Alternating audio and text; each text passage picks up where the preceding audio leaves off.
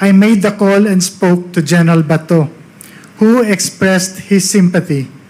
He was talking to me in Bisaya. He told me he knew I was innocent, that I wasn't involved in illegal drugs, and he promised to help me.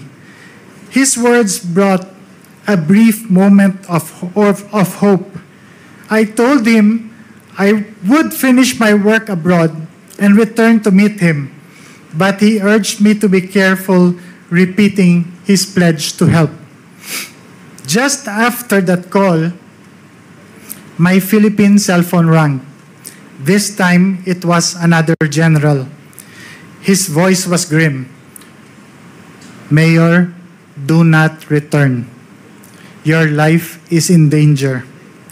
The accusations against you are all fabricated.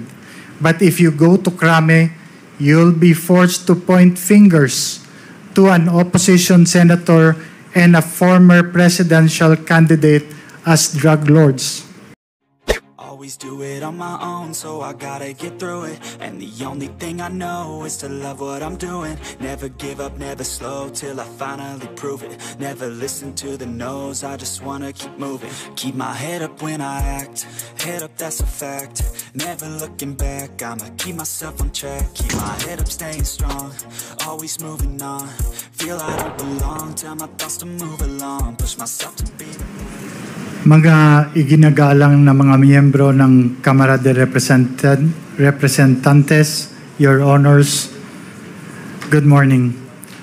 Noong mga nakaraang linggo, nabalitaan ko po ang pagnanais na makapagsalita ako na maging resource person sa hearing ng Quad Committee. And I would like to take this opportunity to thank each one of you for allowing to speak. Maraming salamat po. Napaisip ako nang marinig ko ang balita. Sabi ko sa sarili, ito na siguro ang tamang pagkakataon na malaya akong kukuha ng lakas ng loob at magsasalita ng katotohanan kahit ako pa ay natatakot at may pangamba sa aking buhay. Una po sa lahat, I declare that I was not and never will be a drug protector. I don't know personally nor did I benefit in any way from any illegal drug personality in Iloilo or anywhere else. After 7 years of exile, dahil sa napolitika at walang basehang mga akusasyon, kaliwat ka ng mga paratang at higit sa lahat mga banta sa aking buhay at sa buhay ng aking pamilya, narito po ako ngayon at humaharap po sa inyo. Naging kabataang barangay chairman, number 1 city councilor, vice mayor, at mayor in 2010, 13, and 16. And was fortunate to have been chosen as the top 5 world mayor in 2014. That also included the former president as a nominee. In the campaign against illegal drugs, as mayor and as mandated by law, I am aware of my authority to set local policies and priorities related to crime and drugs. I'm also aware that under the law, the PNP and PIDEA handle crime investigation and response, and the combating of drug trafficking and enforcement of drug laws, while the mayor relies on the police and PIDEA to implement them. And so when I became mayor, and having made aware that there were existing drug groups in the city, I immediately initiated anti-illegal drug activities, campaign and policies, among others, multiple programs, one of which is to activate the Barangay Anti-Drug Abuse Councils. In 2014 po, according to PIDEA, Iloilo City was the first in the country to have 100% of its BADAC activated. In the 6 years that I have been mayor of Iloilo City consistently received national recognitions from PIDEA and the PNP in the years 2014, 2015, 2016, and even in 2017 for the comprehensive programs including rehab, logistical support to the PNP and PDEA in their drive against illegal drugs. Since the existence of these drug syndicates in our city was deeply rooted, I relied on the expertise of the local PNP and regional PDEA to deal with these groups while I focused on the socio-economic programs that would address the root causes of poverty that expose the vulnerable population to cope against the evils of illegal drugs. But all of these efforts were ignored by the Duterte administration. Kung matatandaan po ninyo, nagsimula ang lahat ng ito nung bigla na lamang na isama ang mga pangalan sa PRRD narco list ng Administrasyong Duterte. Isang listahan naglalaman ng mga pangalan ng mga kilalang public official na di umano ay sangkot sa illegal na droga, mga paratang na walang basihan, at kahit kailan ay hindi naman napatunayan. As a matter of fact, until today, there are no drug-related cases that have been filed, especially in the legal courts, against me and my person. Pero kung inyong titingnang maigi, isinama ang pangalan ng kalaban sa politika sa isang validated list ng mga drug personalities sa kasunod na PRRD list. Sa kabila ng mga questionableng impormasyon, walang validation o confirmation man lang na ginawa kahit na anumang ahensya ng gobyerno sa Malacanang initiated list. Itong PRRD list di umano ay naging hit list. Sa isang public forum ng PDEA noong 2018, mismo ang Regional Adjudication Committee o tinatawag na RAC ay nagsabi na wala yung pangalan ko sa kanilang listahan. While in the Iloilo City Anti-Drug Abuse Council meeting, then PDEA 6 Regional Director Hil Pabilona and Iloilo City Police Director Colonel Remus Canieso officially ang nagpatotoo na wala rin ang pangalan ko sa drug list. Ngunit, nanatili ang listahan sa kanilang mga record. Hanggang ngayon, lahat ng mga paratang at akusasyong ibinabato sa akin ay patuloy na sumisira sa aking reputasyon at pati na rin ang reputasyon ng minamahal kong Iloilo. Dahil sa seryosong banta sa aking buhay, napilitan po ako na hindi bumalik from an international speaking engagement in Japan at lisanin ng aking pamilya ang bayang buong pagsisikap naming itinaguyod ng may dangal. PRRD even assigned Lieutenant Colonel Espenido to Iloilo and announced with the threat, mabubuhi pa kaya siya? Ibig sabihin in Tagalog, mabubuhay pa kaya siya? Referring to me. Pinalad po ako na meron akong speaking engagement sa isang international conference sa Japan, kaya nakaalis ako ng bansa. Paulit-ulit ang pagbabanta ni Presidente Duterte sa media, harap-harapang sinasabi, papatay daw ako. So when government killed him, we started to dig and we found the bones of the policeman still in their uniform. And so we had to take him out. I said, go and take him out. The mayor of Iloilo City, I identified him. This is broadcast nationwide. I said, you're next. You're next. Sana ang mayor ninyo dito? Sana yung pinalitan mo, mayor. Saan ba si mayor? Sinabi ko sa kanila, balik ka dito. Patayin talaga kita. Julius Ronald Pacificador, Amtek Antique, Jed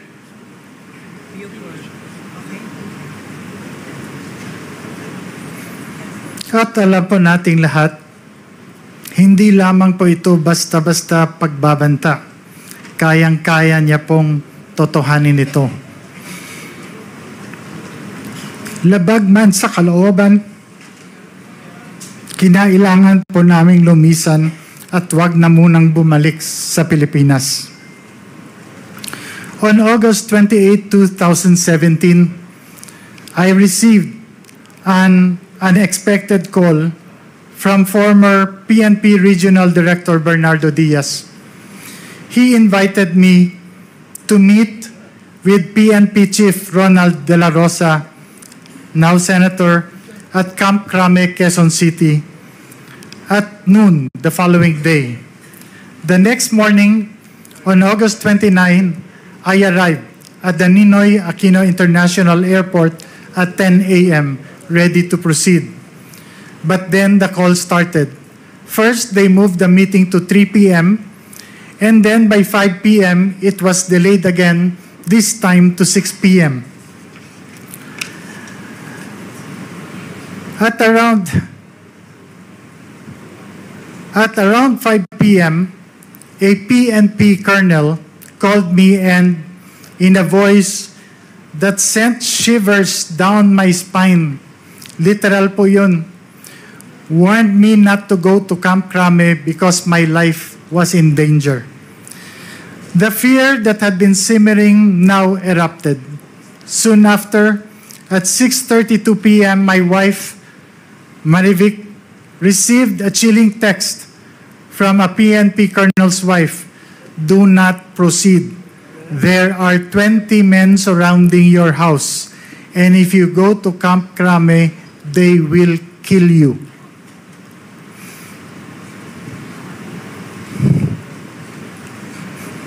The terror was paralyzing. I couldn't believe it. My life and my family's life was hanging by a thread. The next day, on August 30, I took the first flight out to Japan, not knowing if I would ever return. Upon arrival, I received a message from General Diaz to call a number. Using a public payphone, I made the call and spoke to General Bato, who expressed his sympathy. He was talking to me in Bisaya. He told me he knew I was innocent, that I wasn't involved in illegal drugs, and he promised to help me. His words brought a brief moment of hope. I told him I would finish my work abroad and return to meet him, but he urged me to be careful, repeating his pledge to help. Just after that call, my Philippine cell phone rang. This time, it was another general. His voice was grim. Mayor, do not return. Your life is in danger. The accusations against you are all fabricated. But if you go to Crame, you'll be forced to point fingers to an opposition senator and a former presidential candidate as drug lords. The weight of the conspiracy against me was unbearable. This general couldn't live with the guilt of seeing me killed, he said, and warned me to destroy my Philippine SIM card and phone immediately, and told me because my phone is going to be wiretapped.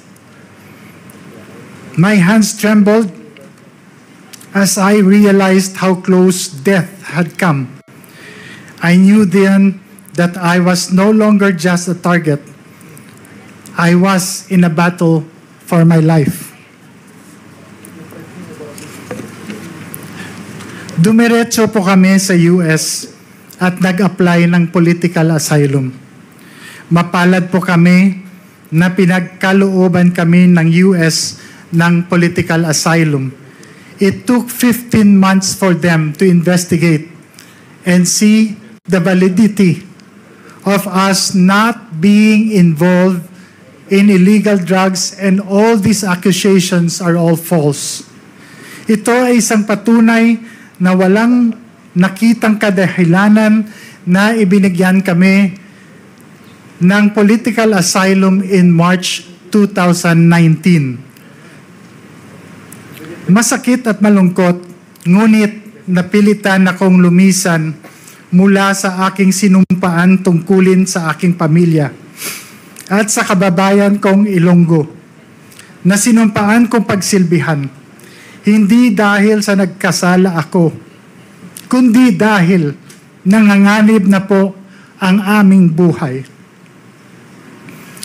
I come before you today not merely to recount my sufferings, but to highlight a critical flaw in our system, one that allows law enforcement agencies to be weaponized for political purposes.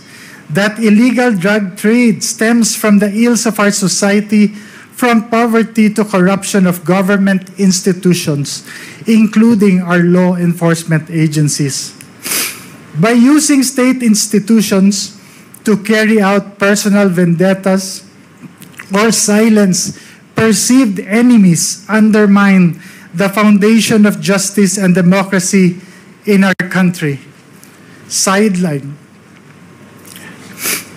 No individual should be allowed to wield such unchecked authority regardless of their position or power. Ang karanasan at ng iba pang mga katulad kong biktima, lalong-lalo na ang mga mayors na pinagbintangan, ay ang nagmulat sa amin sa mga pagkukulang at kakulangan ng ating law enforcement agencies. Kailangan mapatibay pa ang mga institusyon ito upang hindi basta-basta magamit o maimpluwensya ng politika. Masigurong makakapagsilbi ng may integridad, walang kinikilingan at may respeto sa batas. Ang panawagan po namin sa inyo, manguna po ang hustisya at magkaroon ng reforma sa ating sistema, partikular sa pamamalakad ng ating law enforcement agencies. Accusations must be duly validated and authenticated first before any public announcement to avoid shaming and destroying the honor, reputation, and good image of hardworking and innocent persons. Higit sa lahat, panagutin ang mga umaabuso sa kapangyarihan. Sana ang nadanasan naming paghihirap na durog, persecution, trauma, at saka walang-wala ay hindi po mararanasan ng iba.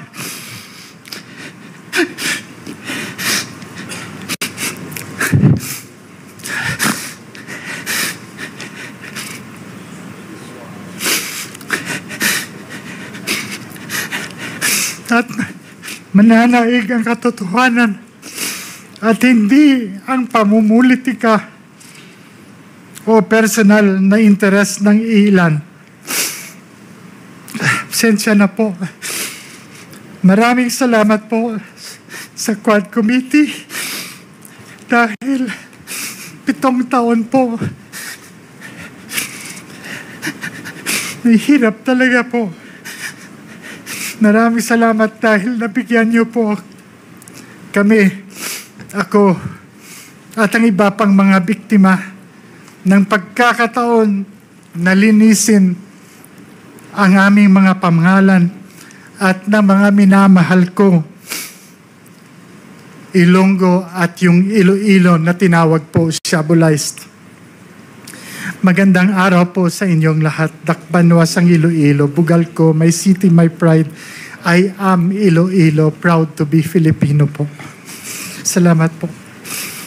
Thank you, Congressman, Thank you, Mayor Mabilog.